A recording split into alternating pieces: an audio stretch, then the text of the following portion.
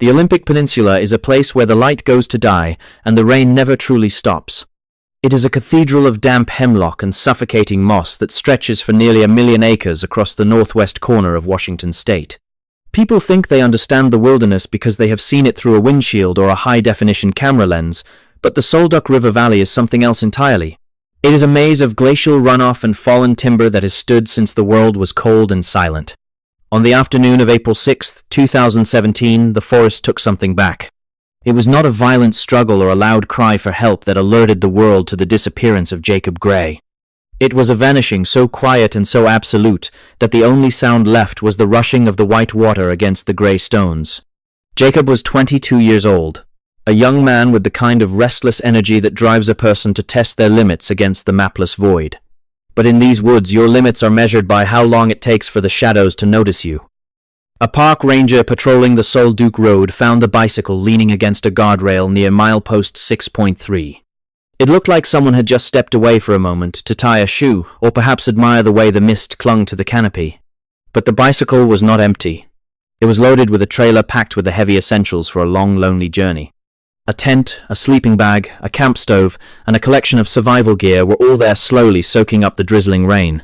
It makes no logical sense to leave your entire life support system behind when the temperature is dropping toward freezing and the sun is beginning to dip behind the jagged peaks. To a seasoned investigator, a scene like this feels like a puncture wound in the fabric of reality. It is a fixed point where a human being was present, and then without a single footprint in the soft mud or a broken branch in the brush, they simply ceased to be. Near the bike, 4 arrows were found placed in a strange, deliberate pattern on the ground. They were not scattered by accident. They were arranged as if to mark a spot or to ward something off, pointing toward a river that was swollen with the spring melt. The initial search for Jacob Gray was an exercise in futility and creeping dread. Search and rescue teams, dogs and divers descended upon the Sol Duc River, convinced that the young man must have slipped into the icy current. The water there is a churning, chaotic force that can pin a body under a log or grind it against the riverbed until there is nothing left to find. They combed the banks for miles, their flashlights cutting through the gloom, looking for a scrap of clothing or a sign of a struggle. But the dogs could not find a scent that led into the water, and the divers found nothing but the cold, dark silence of the deep pools. It was as if Jacob had vanished into the air itself, leaving his bicycle behind like a tombstone. The weather turned brutal, with snow and sleet masking the terrain and making any further effort a gamble with the lives of the rescuers. There is a specific kind of silence that falls over a search when the realization hits that you are not looking for a person anymore, but a ghost. Jacob was not a novice. He was a fit, capable individual who had spent time in the outdoors and knew the stakes of the Pacific Northwest. He had left his home in Port Townsend with a plan to travel to find himself in the vastness of the mountains. His family described him as a soul who was searching for something, a young man who felt the pull of the high places. When a person like that goes missing, the authorities often look for signs of a mental breakdown or a desire to disappear. But you do not leave your bicycle and your gear in the middle of a road if you are trying to start a new life. You do not leave your wallet and your identification behind if you are running away. The scene at milepost 6.3 did not suggest a man who was leaving. It suggested a man who was interrupted. It suggested that something had drawn his attention away from the road. Something so compelling or so terrifying that he did not have the time to grab his pack or even prop his bike up properly. For months, the case went cold, buried under the winter snows of the Olympic Range. While the official search ended, one man refused to let the forest have the final word. Randy Gray, Jacob's father, became a fixture in the park. He was a man transformed by grief into a wandering investigator, a father who spent over 100 days living out of his vehicle and hiking the brutal terrain in search of his son. He climbed the ridges and descended into the ravines that the professional teams had long since abandoned. Randy spoke to the trees and the wind, begging for a sign. He encountered the strange, lonely characters who inhabit the fringes of the park, and he felt the weight of the thousands of eyes that seemed to watch from the tree line. He knew his son was not in the river. He felt it in his bones that Jacob had gone up, not down. There is a recurring theme in these disappearances, where the victim moves toward the highest, most inaccessible point possible, as if they are being summoned by some unseen force at the peak. In August of 2018, more than a year after the bicycle was found, the mountain finally gave up a secret. A group of field biologists working in a remote high-altitude area near Ho Lake stumbled upon a grisly discovery. They found a backpack, some clothing, and human remains. This location was not near the river where the search had been focused. It was miles away, and thousands of feet higher in elevation. To get from the spot where the bike was found to the place where the remains were discovered, Jacob would have had to traverse some of the most punishing vertical terrain in the lower 48 states. He would have had to hike through dense, pathless brush, climb over massive deadfalls, and ascend toward the subalpine ridges without any of the gear he had left behind on the road. No tent, no sleeping bag, no extra layers of warmth. He was found in a place where he should not have been able to survive for more than a single night, yet he had traveled a distance that defied the logic of a man on foot in the cold. The state of the remains only added to the mystery. When a body is found in the high country after a year, the elements and the scavengers have usually done their work. But there are details in the Jacob Gray case that don't sit right with the official narrative of hypothermia or accidental exposure. Hypothermia can cause paradoxical undressing, where a person feels a false sensation of heat and strips off their clothes before they die. It is a well-documented medical phenomenon, but it does not explain why a man would leave his survival gear at the bottom of a mountain and then climb 5,000 feet into the teeth of a storm. It does not explain why his belongings were found in a way that felt scattered yet strangely specific. There is a sense of displacement here, a feeling that the person found on the mountain was not the same person who left the bicycle. It is as if he was moved or led, or hunted into a corner where the air is thin and the world of men is just a memory. Investigators often try to fit these puzzles into neat little boxes. They call it a tragic accident, and they close the file. But when you look at the map of the Olympic National Park, you start to see the holes in that logic. There are areas in these mountains where the magnetic north fluctuates and where the fog rolls in with a speed that feels predatory. People who spend their lives in these woods talk about the mountain sickness, but not the kind caused by altitude. They talk about a disorientation that makes you want to walk away from the trail, a whispering in the ear that tells you the cliff face is a staircase and the freezing wind is a warm breeze. Jacob Gray was found in a spot that offered no shelter and no tactical advantage for a survivor. He was found in a place of terminal loneliness. If he was running from something, he ran until his heart gave out. If he was following something, he followed it right off the edge of the known world. The tragic end of Jacob Gray is not an isolated incident. It is part of a dark, recurring rhythm that haunts the national parks of this country. We see it time and time again. A person is there 1 second and gone the next.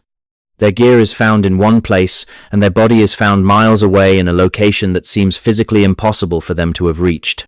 The terrain is always brutal, the weather is always closing in, and the official explanations always feel like a desperate attempt to keep the public from looking too closely at the shadows. We want to believe that we are the masters of the wilderness, that a map and a compass are enough to keep us safe. But the map is not the territory. The territory is something ancient and hungry, and it does not care about your plans or your gear. Jacob Gray left his bike on a road and ended up as a collection of bones on a mountain peak. And the space between those 2 points is a mystery that no coroner can ever truly solve. This case bears a chilling resemblance to the disappearance of Jared Atadero in the mountains of Colorado back in 1999. Jared was only 3 years old when he vanished from a trail right in front of a group of adults. Despite an immediate and massive search, not a single trace of the boy was found for 4 years. Then, just like Jacob, his remains and his clothing were discovered high up on a steep rocky cliff face that a small child could never have climbed on his own. His physical remains were found in a location that defied every search model and every rule of human movement in the wild. Both Jacob and Jared were taken from one environment and deposited in another, more hostile one, as if they were pawns in a game played by a force that operates outside our understanding of physics and time. The forest keeps its secrets, and sometimes it only gives them back once they have been scrubbed clean by the wind and the snow, leaving us with nothing but questions that have no answers. The mountains do not mourn. They do not remember the names of the people who wander into their valleys and never come out. To the Olympic range, Jacob Gray was just another spark of heat that eventually flickered out in the cold. But for those of us left behind, the sight of an empty bicycle leaning against a guardrail will always be a haunting reminder of how thin the line is between our world and the one that waits in the dark. We walk the trails and we think we are alone, but the silence is never truly empty. It is a heavy, expectant thing that watches and waits for a moment of distraction, a single step off the path. Jacob Gray stepped off that path and he found something that we are not meant to see. Now he is part of the mountain, part of the mist that rolls off the Sol Duc, and another entry in the long, terrifying list of the missing. The Olympic Peninsula is not just a place on a map. It is a sprawling prehistoric lung that breathes in the damp Pacific air and exhales a suffocating lime-green silence. In the spring of 2017, that silence became absolute. The trees here are not like the trees you know. They are monolithic, draped in thick, weeping curtains of club moss that soak up sound and light like a sponge. When the fog rolls in from the coast, it does not just obscure the trail. It erases the world. It turns the forest into a sensory deprivation chamber where the only thing you can hear is the frantic, wet thud of your own heart. It was April 6, 2017, when the world first learned that Jacob Gray was gone. His bicycle was found leaning against a rusted guardrail near mile marker 6.3 on the Sol Duc Road. It was a trek, sturdy and well-used, hitched to a small trailer overflowing with the mundane artifacts of a life in motion. A sleeping bag, a tent, a gallon of water, and a few days' worth of food. It looked as though he had simply stepped off the pedals to admire the view and never returned. There was no sign of a struggle, no blood on the asphalt, no skid marks suggesting a forced departure. Just a machine left to rust in the drizzling rain. The initial investigators looked at the bike and saw a puzzle with half the pieces missing. The kickstand was not even down. The bike was balanced precariously, as if the rider had been in a state of sudden, inexplicable urgency. Jacob was 22 years old, fit and experienced in the outdoors. He was not the type to wander aimlessly into the brush without his gear. Yet his most vital survival tools were left behind on the shoulder of the road. His wallet, his identification, and his camping equipment remained in the trailer, slowly soaking through as the clouds lowered themselves over the valley like a wet wool blanket. The Sol Duc River churns nearby, a violent glacial vein of turquoise water that cuts through the basalt and the timber. The early theory was as predictable as it was grim. The authorities assumed Jacob had perhaps slipped, tumbled into the frigid currents and been swept away toward the sea. They brought in the dogs, the divers, and the thermal imaging cameras. They combed the banks, peering into the swirling eddies and the logjams where the river hides its victims. But the river was empty. The dogs could not find a scent that led to the water, and the divers found nothing but smooth stones and the shadows of salmon moving through the depths. As the days turned into weeks, the search began to lose its momentum. The official narrative started to fray at the edges. If he had not fallen into the river, where was he? The forest beyond the road is a vertical labyrinth of devil-esque club and fallen hemlock. To move through it is to fight for every inch of ground. It is a place that punishes the unprepared and swallows the unwary. Searchers reported a strange, heavy atmosphere in the days following the disappearance. A low-frequency hum that seemed to vibrate in the teeth, and an absence of bird calls that left the woods feeling hollowed out and expectant. Randy Gray, Jacob's father, did not accept the silence. He became a fixture of the mountain, a man possessed by the need to find the truth that the bureaucracy had abandoned. He spent months alone in the wilderness, moving through the brush like a ghost. He looked for a scrap of clothing, a footprint, or the glint of a discarded tin. He followed the logic of a man looking for his son, but the mountain does not follow human logic. He found himself in places where the air felt thin and the shadows seemed to move independently of the light. He spoke of a feeling of being watched by something that did not have eyes, a presence that sat just behind the veil of the mist. The terrain in the Olympics is deceptive. What looks like a gentle slope on a topographical map is in reality a series of crumbling ridges and hidden ravines. In the spring, the high country is still locked in the grip of winter. While the valley floor might be thawing, the peaks are buried under 20 feet of packed, treacherous snow. It is a vertical desert, where the cold is a physical weight. No one believed Jacob could have gone upward. He was dressed for a bike ride, not an alpine expedition. He had no boots, no heavy coat, and no way to navigate the whiteout conditions of the summits. Then came August of 2018. More than a year had passed since the bicycle was found on the roadside. A group of field biologists was working in an extremely remote area of the park far above the tree line. They were near the summit of a ridge that overlooked the entire Sol Duc Valley. It was a place of jagged rock and stunted vegetation accessible only by a grueling multi-mile hike that required technical skill and immense physical stamina. It was there, scattered among the scree and the biting wind, that they found the first of the bones. The location was 5,300 feet above sea level. It was nearly 5 miles away from where the bicycle had been left, but those were 5 miles of nearly vertical gain through some of the most unforgiving terrain on the North American continent. The bones were bleached white by the sun and the scouring wind. They were found in a high rocky basin that felt more like the moon than the lush forest below. There were pieces of clothing nearby, shredded and weathered, but undeniably belonging to Jacob Gray. The mystery of his disappearance had been solved, but the mystery of his death was only just beginning.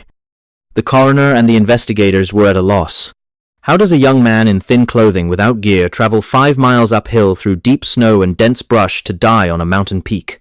There were no tracks to follow, no trail that led to that specific spot. It was as if he had been plucked from the road and dropped onto the summit. The physical exertion required to reach that altitude would have been monumental, yet his body showed no signs of the massive trauma that would have come from a fall. He had simply arrived there, lay down, and ceased to be. The weather on the day he vanished was closing in a typical spring storm that brought freezing rain and plunging temperatures. If he had been trying to escape the elements, he went the wrong way. He climbed toward the cold, toward the ice, and toward the thin air, where survival is measured in minutes.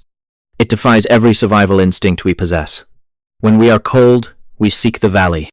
When we are lost, we follow the water. Jacob Gray did the opposite. He abandoned his life on the road and ascended into the maw of the mountain, as if he were being called by something only he could hear. The bones told a story of exposure and time, but they did not explain the physics of the journey. In the world of the missing, there is a phenomenon known as the point-to-point disappearance. A person is seen at point A, and their remains are found at point B, but the space between those 2 points is a void. There is no evidence of them ever having crossed the intervening ground. No broken branches, no disturbed soil, and no witness accounts. It is as if the mountain itself opened a door, allowed him to step through, and then slammed it shut behind him.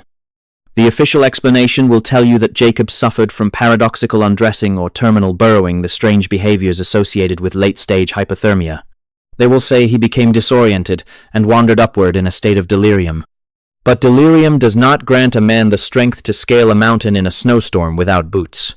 It does not explain how he bypassed the search teams that were crawling over the lower elevations. It is a convenient answer designed to close a file, but it does not satisfy the soul.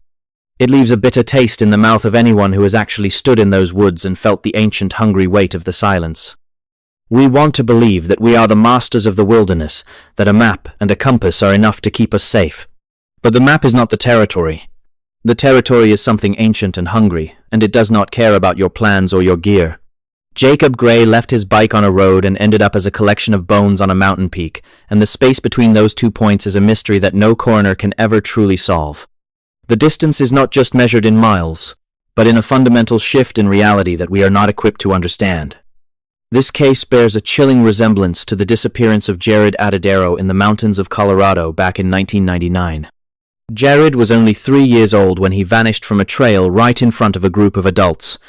Despite an immediate and massive search, not a single trace of the boy was found for 4 years. Then, just like Jacob, his remains and his clothing were discovered high up on a steep rocky cliff face that a small child could never have climbed on his own. His physical remains were found in a location that defied every search model and every rule of human movement in the wild. Both Jacob and Jared were taken from one environment and deposited in another more hostile one, as if they were pawns in a game played by a force that operates outside our understanding of physics and time. The forest keeps its secrets, and sometimes it only gives them back once they have been scrubbed clean by the wind and the snow, leaving us with nothing but questions that have no answers. There is a pattern here, a terrifying repetition of the impossible that suggests we are being hunted by something that does not leave footprints. The mountains do not mourn. They do not remember the names of the people who wander into their valleys and never come out. To the Olympic range, Jacob Gray was just another spark of heat that eventually flickered out in the cold.